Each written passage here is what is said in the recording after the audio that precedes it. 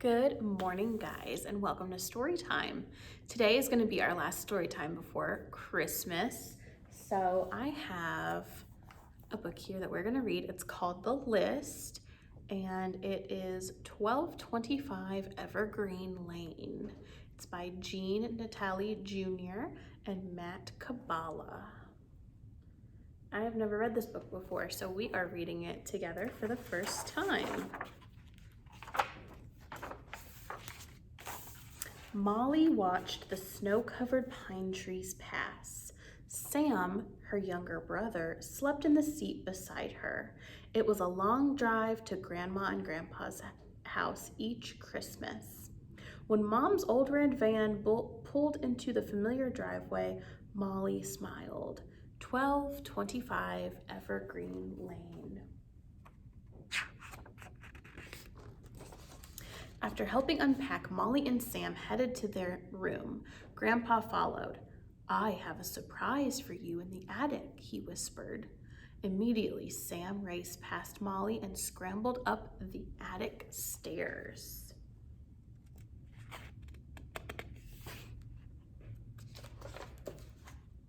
In the attic was a fireplace where one log still burned. Near the fireplace was a desk with a lamp and a large, mysterious-looking brown leather book. Grandpa walked to the fire, bent down, and added a log. Then he motioned for Molly and Sam to join him in his chair. "Can you keep a secret?" Grandpa asked as he picked up the book. Molly loved Grandpa's stories, and with a smile, she nestled close. It had been a long day, and she closed her eyes just for a moment. When Molly reopened her eyes, Grandpa's voice stopped. He was now wearing a soft, bright red coat with furry white cuffs. "Ho, ho, ho," chuckled Grandpa. "Could it be?" thought Molly. Grandpa was still holding the mysterious book. "Molly, this book is Santa's." Ding, ding, ding. The outline of a small gold door appeared beside the fireplace, interrupting Grandpa. A tiny elf in a green hat shuffled through the door. The elf stopped, stared at Molly, and then at Grandpa, then again at Molly. "Santa, a real girl, in the North Pole?" With a wink at Molly, Grandpa looked at the elf. "Maddie, this is Molly. She's here to help." Grandpa picked up where he had left off. "Molly, this book is Santa's list. It names every girl and boy in the world. Each year it grows larger and my sleigh heavier." He peered down at Molly over his eyeglasses and chuckled. "Dancer and Prancer aren't getting any younger." Grandpa looked out the door beyond Maddie. "The reindeer of the North Pole live in the forest around my home.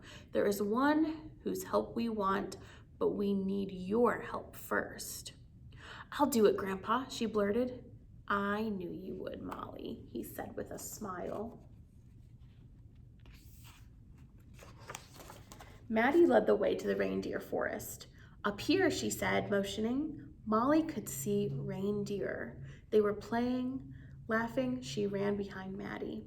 In the middle of the clearing, she watched a small reindeer help pull a friend out of a snowdrift. The small reindeer tugged until her larger friend burst out of the snow pile. When they stood up to rejoin the game, Molly noticed something different about the small reindeer. Her two front legs were white almost up to her knees. "Hurry, Socks," yelled her friend. "You're gonna get tagged." See the little reindeer?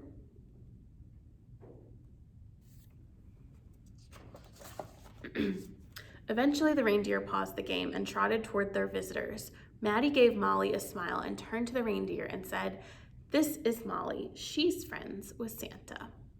"Hi," shouted the reindeer. Delighted, Molly ran into the clearing and joined the game.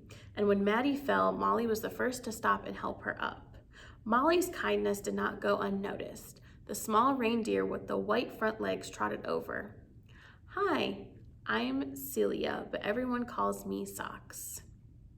"Hi, Socks," said Molly. "It's nice to meet you." With the tip of her nose, Socks nudged Molly's shoulder. You're it. See, this is Socks. She's so cute. Molly, it's time for dinner. Maddie came running over. Molly, Santa's calling. We better get home.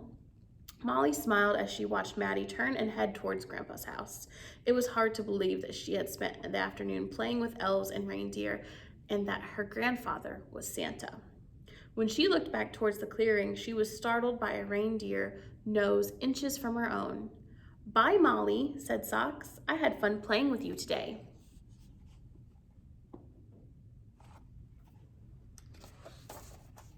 The next morning, Molly awoke to the smell of candy cane pancakes, Grandpa's famous candy cane pancakes. While they ate, Grandpa and Maddie told stories about the North Pole. Stories of other elves, Santa's workshop, their favorite reindeer, and how many cookies Santa ate. A knock on the door interrupted Maddie, telling Molly that her grandpa ate too many cookies. Grandpa gave Molly a guilty grin and walked to the door. Can Molly come out and play? Came a voice from outside. Socks, shouted Molly, recognizing the voice.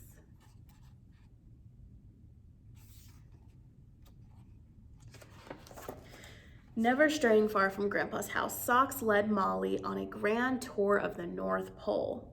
Santa's reindeer are the most majestic in the North Pole, Socks explained. Mother always hoped that one day I could join Santa's sleigh. That's the dream of every North Pole reindeer. The young reindeer lowered her voice. Except me. I'm afraid to fly.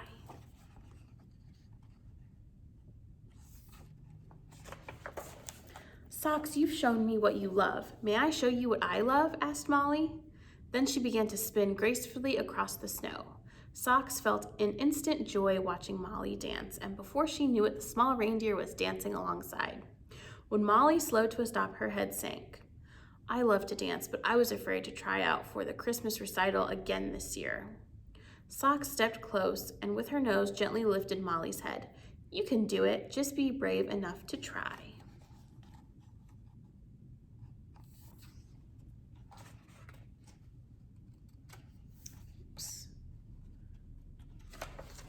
Molly and Socks found Grandpa peering over his eyeglasses at the pages of the old brown leather book. Grandpa, do you have any of my old dance outfits? Molly asked. Of course, he replied, in your bedroom closet. Molly took a deep breath. I'd like to perform for the North Pole. For the first time, she felt brave enough.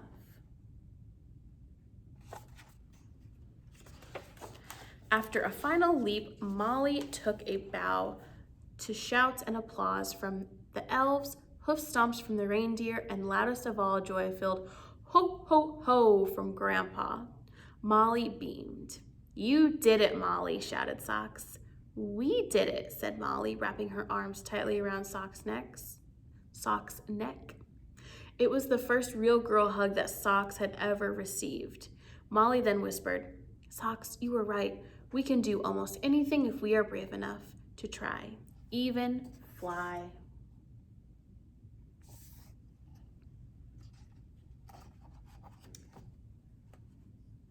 These pages keep sticking together today. Grandpa stepped towards Socks and bent down. Socks, your love and caring for others shines bright across the North Pole.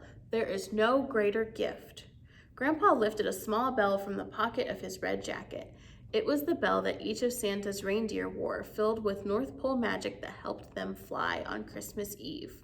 Wearing the bell was the greatest honor in the North Pole. Socks, will you join my sleigh?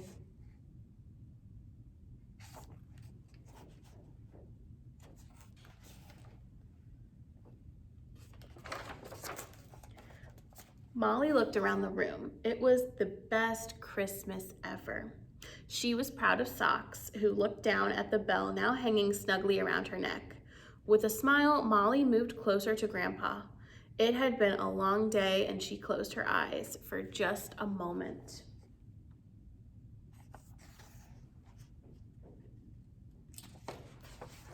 Molly opened her eyes. She was back in Grandpa's lap where Sam remained asleep. The old leather-bound book was on the desk, closed. Where was Socks? Maddie? Was it real? Grandpa handed Molly an old snow globe and an envelope. She watched the snow girl swirl around what looked like Grandpa's house, with reindeer flying above. Helping to lead the sleigh was a small reindeer with white front legs. Then she opened the envelope. Inside was a letter. Molly gasped and looked up at Grandpa. His eyes twinkled as he leaned close and whispered, "Just be brave enough to try. I love you, Molly." The letter says, "Molly, thank you for believing in me. See you next year. Your friend, Socks." The end. There's another little drawing of Socks. That was a really good one. And that was a pretty long book, so we're just gonna read that one today. But I hope you guys have the best Christmas ever, and I will see you again here after the holidays. Bye.